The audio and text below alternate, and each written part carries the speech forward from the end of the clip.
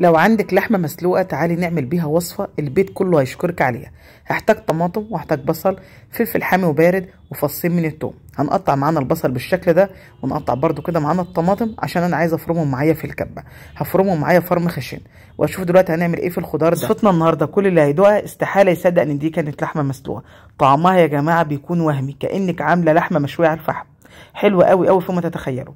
الخضار بعد ما ضربته كويس جدا صفيته من ميته تماما. طبعا تفرق الخضار ده انا مش هرميه، هحتاجه في اخر الوصفه.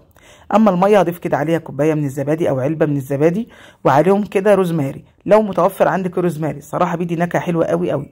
وهضيف ملح، فلفل اسود، وهضيف كده معايا بهارات لحمه، وهبدا اقلب بقى الخليط بتاعي كويس جدا. وهنجيب بقى اللحمه المسلوقه بتاعتنا نحطها فيه. بالنسبه للوقت بتاع التتبيله على حسب وقتك انت بقى، لو عندك وقت سيبيها ساعه ساعتين مفيش اي مشكله خالص. انا بالنسبه لي سبتها نص ساعه بس، لان طبعا كنت مستعجله.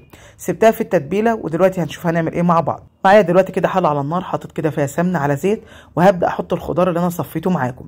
هنبدا بقى نحمره بحيث يدبل معانا تماما وريحته بقى تطلع.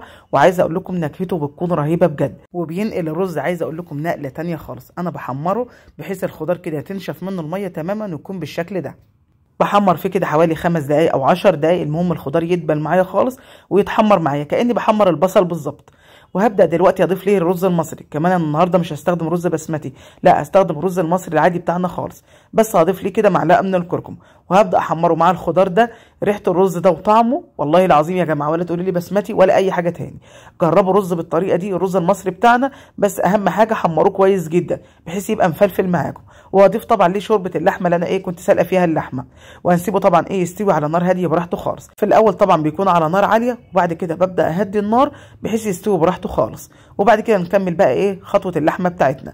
كده اللحمه بتاعتي انا سايباها في التتبيله ليها حوالي كده نص ساعه على ما جهزت الرز بتاعي بمعنى اصح. وهبدا دلوقتي كده احمر اللحمه. طلعتها الاول كده من التتبيله، وهبدا احمرها الاول كانك بتحمري اللحمه عادي جدا، تاخد معاكي لون من الجنبين. بعد ما تتحمر معايا نشوف ايه الخطوه اللي احنا هنعملها بعد كده. بس يا ريت لو وصلتوا للمرحله دي ونسيتوا تحطوا اللايك، ادعمونا كده بلايك حلو منكم عشان الوصفه بتاعتنا توصل لكل الناس. واتمنى لو تشيروا الفيديو اكون شاكره ليكم جدا جدا. كده خلاص اللحمه بتاعتي بعد ما ضفتها كلها بدات تتحمر معايا تمام، وريحتها في المرحله دي خطيره. والروزماري يا جماعه بجد بينقلها نقله تانية خالص، بيديلها نكهه حلوه قوي قوي.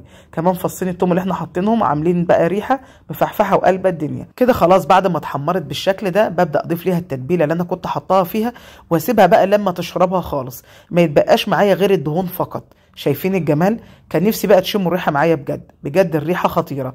ولعت لها كمان فحمايه كانك عامله لحمه مشويه على الفحم.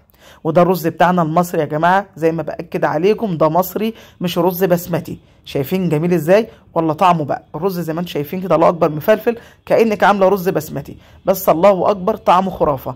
الخلطه اللي احنا عملناها دي بجد بتدي للرز طعم حلو قوي قوي. هتعملي بقى جنبها كده طبق سلطه خضراء وبالف هنا وشفا، ولا عملت بقى خضار ولا اي حاجه. اكله سهله وبسيطه وخفيفه وطعمها حلو جدا جدا ما شاء الله.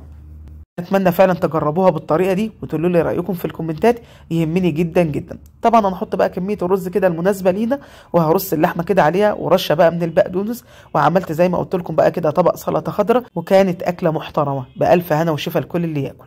ان شاء الله تجربوها، انا متاكده هتعجبكم. بكده فيديو النهارده يكون خلص. اتمنى فعلا يكون عجبكم، تكونوا استفدتوا منه ولو بمعلومه واحده. يا ريت طبعا لو عجبكم تدعموا الفيديو باللايك والشير عشان الوصفه بتاعتنا توصل لكل الناس. اكون شاكره لكم جدا جدا، واشوفكم على خير ان شاء الله في وصفه جديده، ومع الف سلامه حبايبي.